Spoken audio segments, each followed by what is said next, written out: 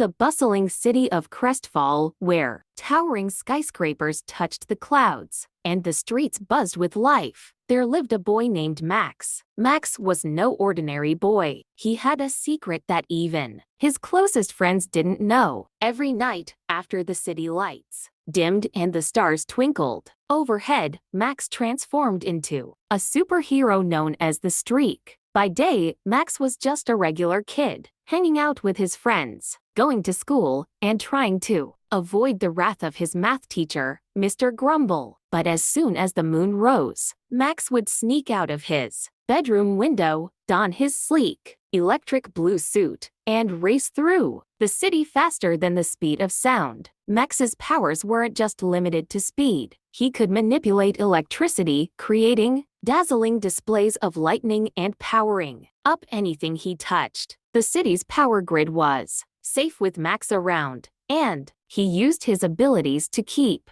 Crestfall free of crime. One summer night, when the air was thick with adventure, Max was patrolling the city as the Streak. He zipped through the streets, his electric trail lighting up the darkness, when suddenly, his communication device buzzed with a distress signal. It was coming from the Crestfall Museum, home to some of the rarest and most valuable artifacts in the world. Max's heart raced with excitement. The museum was under attack. In a flash, he sped towards the museum, arriving just in time to see a group of masked thieves trying to break into the secure vault that housed the Eye of Orion, a legendary gem said to have mystical powers. The thieves had advanced tech, their leader wielding a gauntlet that crackled with dark energy. But Max wasn't worried. This was exactly the kind of challenge he craved. Without hesitation, Max launched into action. He zoomed past the first thief, disarming him before the man even realized what had happened. The others barely had time to react as Max created a ring of electricity, trapping them in place. The leader of the thieves, however, was no pushover. He activated his gauntlet, and suddenly, the air around him shimmered with dark energy. He shot a bolt of energy at Max, who narrowly dodged it, feeling the crackle of power just inches from his face. "You're fast, kid," the leader sneered. "But let's see if you can outrun this." The leader unleashed a barrage of dark energy blasts, forcing Max to dodge and weave at incredible speed. The blasts were powerful, but Max had an idea. He circled the leader at super speed, creating a vortex of wind and electricity. The leader tried to fire at him, but the energy blasts were sucked into the vortex, harmlessly dissipating into the air. With the leader distracted, Max saw his chance. He charged up his hands with electricity and then, in one swift motion, unleashed a massive bolt of lightning directly at the gauntlet. The dark energy device overloaded and exploded in a shower of sparks, knocking the leader off his feet. The battle was over. The thieves were tied up with electric cables, and the Eye of Orion was safe. As Max surveyed the scene, a smile of satisfaction spread across his face.